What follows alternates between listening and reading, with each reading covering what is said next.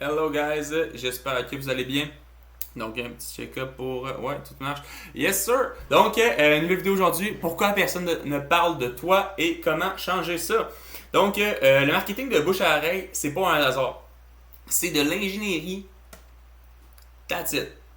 Les histoires qui se propagent tout seul, les rumeurs, les légendes urbaines, les recommandations qu'on fait sans qu'on te le demande, ça suit une recette précise. Une recette précise, excusez-moi, qui est identifiée depuis des décennies. Puis la raison pour laquelle personne ne parle de toi, c'est probablement que ton histoire ne contient à peu près aucun des ingrédients de cette recette-là. Donc, on va voir c'est quoi la recette pour se faire parler de soi. Parce que quand tu es entrepreneur, un personal branding, le marketing, c'est hyper important pour que le monde il sache que tu existes. Donc, on va voir ça ici. Donc d'abord, on est rendu à l'épisode 7 de la masterclass des 19 épisodes.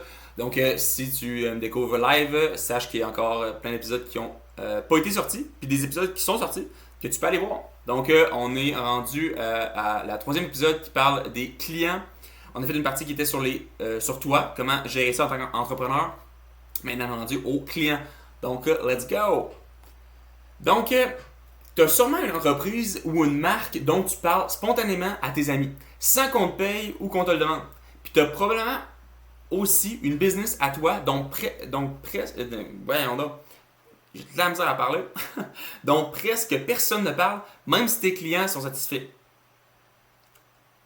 La différence entre les deux, c'est pas la qualité du produit. Les études montrent que la satisfaction seule ne génère presque jamais du bouche-à-oreille. Il faut autre chose. Une structure narrative précise, une cohérence d'expérience et surtout mesurer les bonnes choses pour savoir si ça fonctionne vraiment.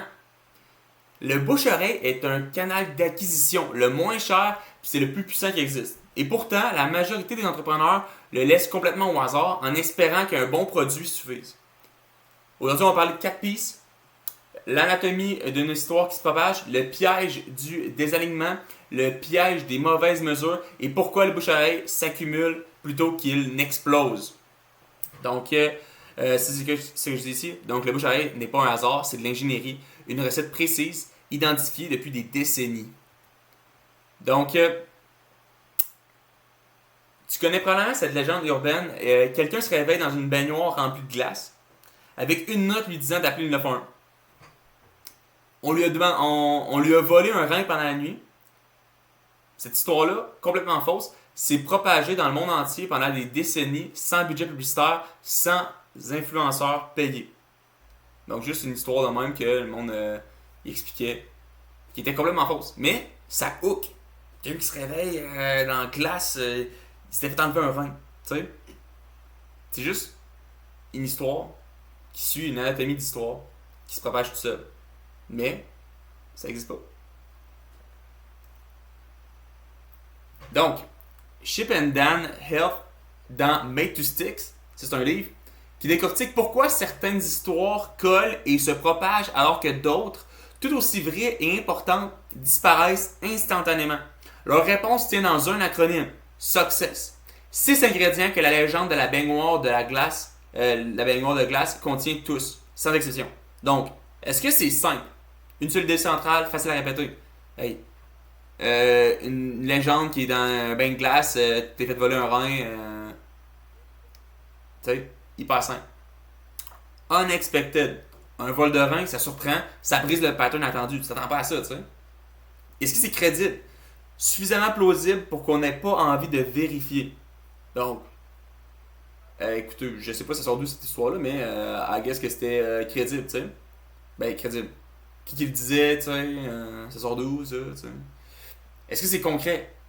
Une baignoire de glace, un numéro à appeler, pas d'abstraction, c'est comme, tu sors le numéro de téléphone du 911, tu sais, c'est comme, c'est concret, tu sais. C'est pas véhicule dans l'espace, tu sais. Est-ce que c'est émotionnel? La peur viscérale et immédiate. Donc, ça fait peur, crime, fais enlever un rang, tu sais.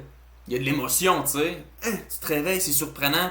Hey, voyons, je suis où? Hey, numéro de téléphone. Hey, qui m'a appelé, là? Hey, faut enlever un rein, tu sais. Il y a de l'émotion, tu sais. Puis est-ce qu'il y a une story? Est-ce qu'il y a une histoire? Un récit complet avec un début, un milieu, une fin? ton histoire d'entreprise, si elle veut se propager, doit passer par le même test. Pas, on offre un excellent service à la clientèle. C'est trop abstrait, c'est zéro émotion. Mais un moment précis, concret, inattendu et un vrai vécu par un client réel, c'est ça la matière première du bouche-à-oreille. Pas ta liste de fonctionnalités.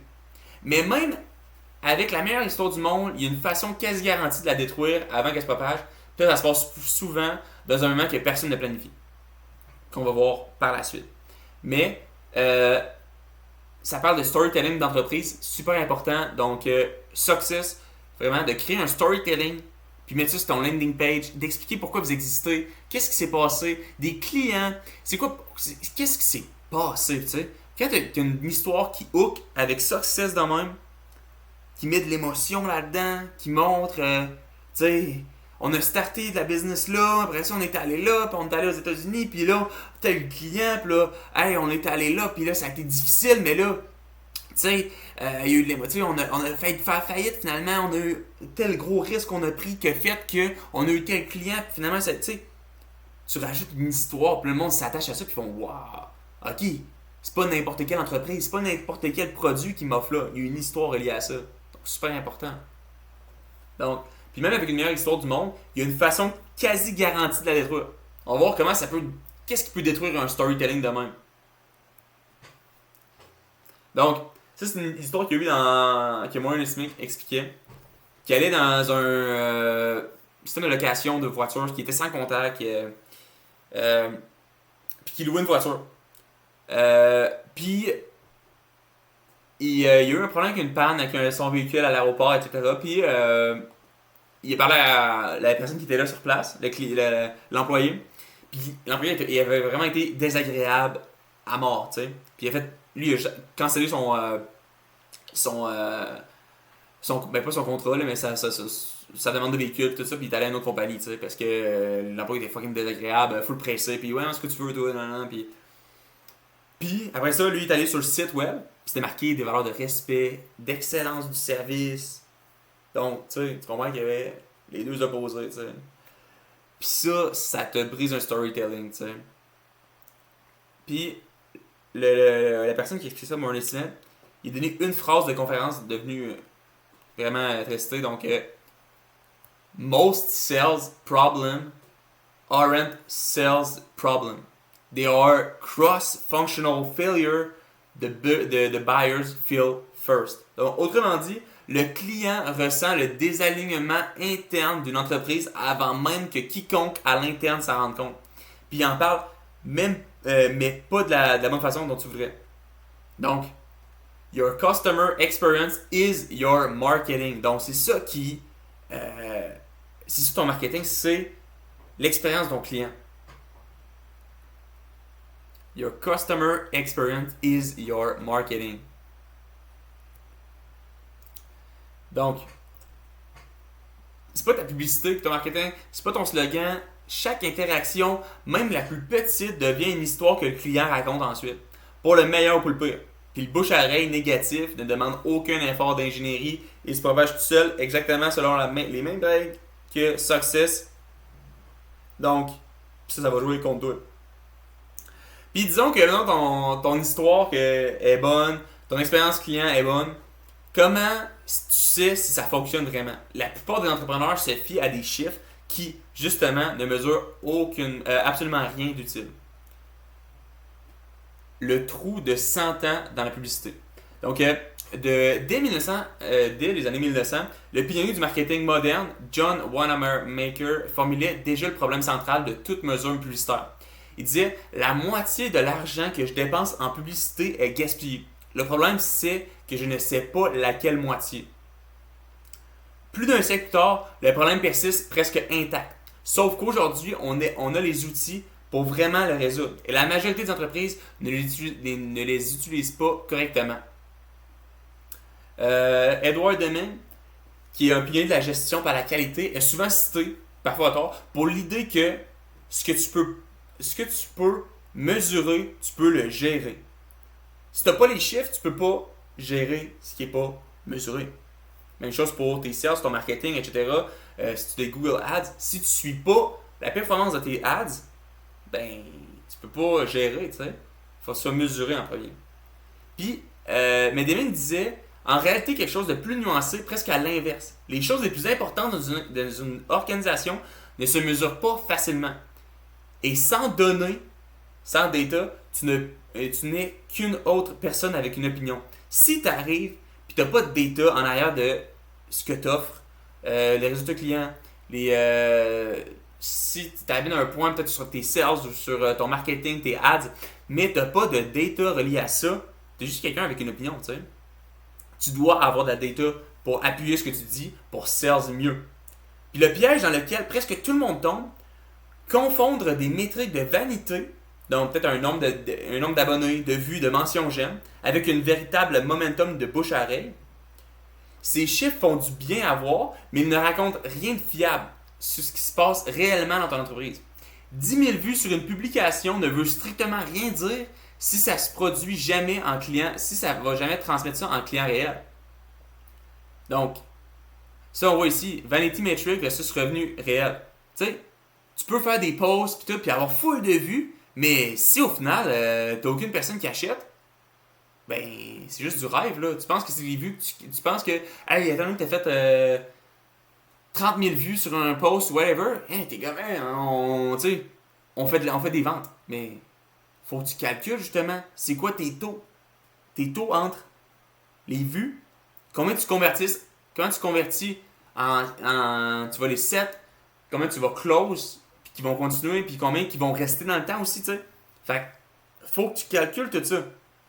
Sinon, tu vas juste penser, hein, crime, 30 000 vues, c'est malade, pis tout, mais peut-être que tu n'as closé aucune personne reliée à ça, puis que tes posts, ils étaient pas assez focus sur peut-être ton ICP, fait que tu as 30 000 personnes qui ont vu ton post, mais c'est pas pantoute ton ICP, c'est pas pantoute ton client idéal qui l'a vu, fait que ça sert à rien.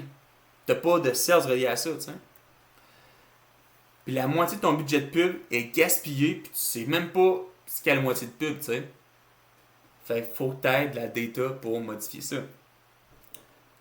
Donc, en 1978, la pression du groupe au Temple du Peuple à Johnstown a rendu la dissidence individuelle presque impensable. Un exemple extrême de jusqu'où la preuve sociale peut aller, dans un sens comme dans l'autre.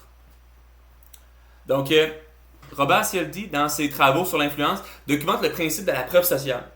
On est biologiquement programmé à suivre le comportement des autres, surtout dans l'incertitude. Puis Cialdini utilisait un exemple extrême et dérangeant pour montrer jusqu'où ce principe peut aller. En 1978, environ 900 membres du Temple du Peuple se sont suicidés collectivement à Johnstown, en grande partie parce que la pression du groupe rendait la dissidence individuelle presque impensable. C'est le principe de preuve sociale poussé à son absolu. La preuve que ce mécanisme est extraordinairement puissant dans un sens comme dans l'autre. Donc, une distinction utile ici. Il existe le génie conceptuel, un éclat soudain, souvent chez quelqu'un de jeune, puis le génie expérimental. L'accumulation de patience d'ajustement sur une longue période. En 2000, Blockbuster a eu l'occasion de racheter Netflix, puis a refusé, ne voyant dans l'entreprise naissante rien d'exceptionnel. Le génie de Reed Hastings n'était pas un éclair de brillance instantanée. C'était expérimental. Accumulé sur des années d'ajustement presque invisibles de l'extérieur. Donc le monde, il croyait même pas à Netflix. Puis où ça converge, les gens suivent ce que d'autres font. Que les autres font déjà. Ce qui veut dire que le bouche-à-oreille, une fois amorcé, s'auto-alimente. Il s'auto-alimente puissamment. Mais cet amorçage-là ne vient jamais d'un coup d'éclat marketing. Il s'accumule exactement comme le génie de Hastings. Une bonne histoire à la fois, une expérience alignée à la fois, mesurée honnêtement plutôt qu'un vanity matrix. Le bouche-à-oreille n'est donc ni un coup de chance, ni un coup de génie soudain. C'est une accumulation d'histoires vraies, cohérentes et honnêtement mesurées, qui, une fois une masse critique atteinte, profite du même mécanisme de preuve sociale qui a rendu Johnstown possible, mais dans la bonne direction. Donc, ici sur Blockbuster, en 2000, il refuse Netflix. Il y a eu des années d'ajustements invisibles que le monde ne voyait pas. Puis bon, Netflix, il s'accumule. Toutes les modifications que tu as faites, toutes les réitérations, ben, ça a fait qu'il y a eu un génie qui a été expérimental, qui a explosé. Mais ça n'a pas été de même. Ça a été de l'accumulation. Alors qu'au début, il y croyait pas. C'est ni un coup de chance, ni un coup de génie soudain. C'est une accumulation d'histoires vraies, mesurées honnêtement. Donc, personne ne parle de toi probablement parce que ton histoire n'a pas les ingrédients d'une histoire mémorable. Parce qu'il y a un écart entre ce que tu promets et ce que tu livres. Ou parce que tu mesures les mauvaises choses. Corrige ces trois angles et le bouche à oreille va s'accumuler patiemment, mais puis pas d'un coup. Trouve une histoire vraie et récente de ton entreprise. Passe dans le test du success, donc le filtre de chacune des étapes. Coche chaque lettre honnêtement et identifie un point de contact dans ton parcours client où tes valeurs affichées pourraient ne pas correspondre à l'expérience réelle vécue. Donc, trouve une histoire vraie et récente. Identifie un point de contact désaligné. Valeur affichée versus une expérience réelle. Puis va ajuster ça. Puis ton histoire, ben, pour finir là, pour qu'elle soit la plus storytelling possible. Donc, sur ce, c'est tout pour cette vidéo-là. Passez une excellente fin de journée. Ciao!